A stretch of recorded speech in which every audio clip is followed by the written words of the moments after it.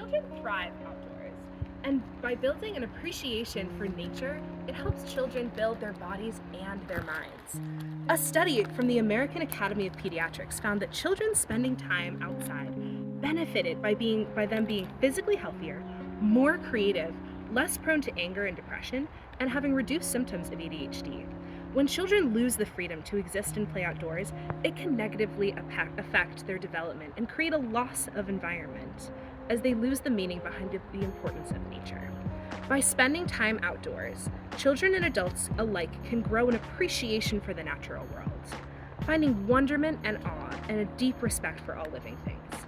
In recent years, with the increase of social media, the interest in foraging wild plants and fungi to reconnect with nature has exploded. However, due to the ecological injustice happening in our backyards, spending time in nature may not be the solution that we've hoped for. After an amateur mycologist in 2010 was diagnosed with a severe case of heavy metal poisoning from consuming foraged morels, a gourmet variety of mushroom, researchers looked to the environment that he had foraged from, and they found an abandoned apple orchard. Researchers tested the soil and found that the orchard had been previously treated with a lead arsenate pesticide that had never truly decomposed or been flushed out of the ecosystem. While the orchard had been sprayed years ago with chemicals that had not been adequately tested, it does not excuse today's generation from making the same mistakes. Chemicals that are not fully understood are still being used today with unknown effects. A study published in 1982 by the Environmental Toxicology and Chemistry Journal, looking at runoff water, found that all chemicals are toxic to living organisms at a sufficiently high level. Agricultural pesticides specifically are dangerous as they not only seep into the soil, water, and air, but animals near the top of the food chain seem to accumulate the highest concentration of these chemicals. A later study in 1995, published by the Institute of Comparative and Environmental Toxicology, found that even years after a pesticide application, a common ingredient affecting living organisms' metabolism became resistant to microbial degradation.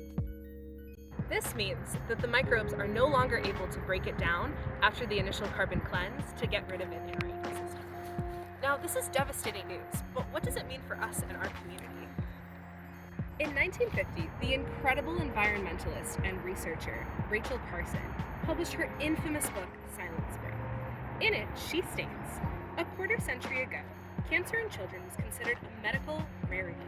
Today, more American school children die of cancer than from any other disease.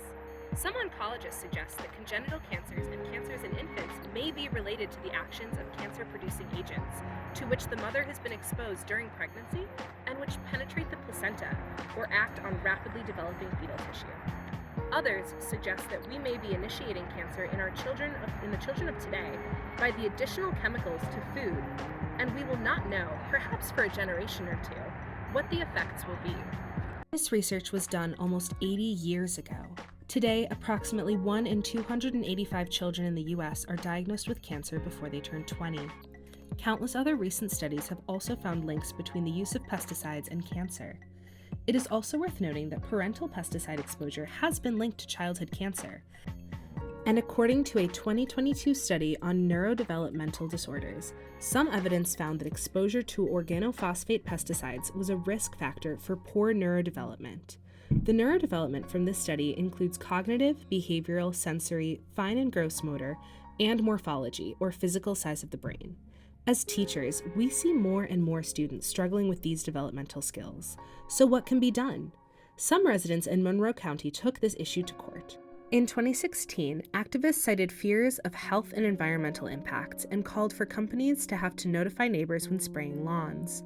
When the bill was passed, pesticide use didn't seem to have lessened at all.